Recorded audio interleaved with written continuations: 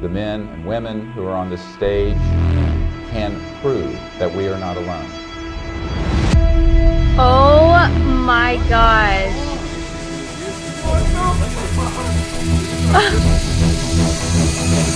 That's pretty hush.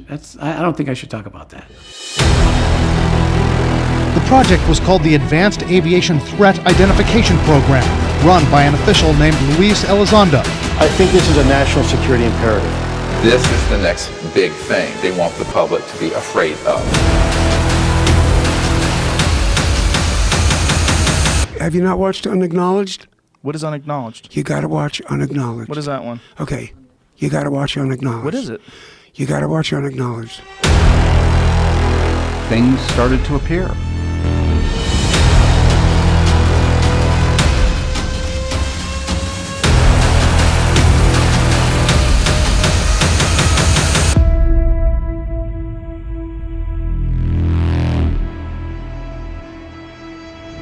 How do we develop that relationship with the occupants of the UFOs? And that's what this is about.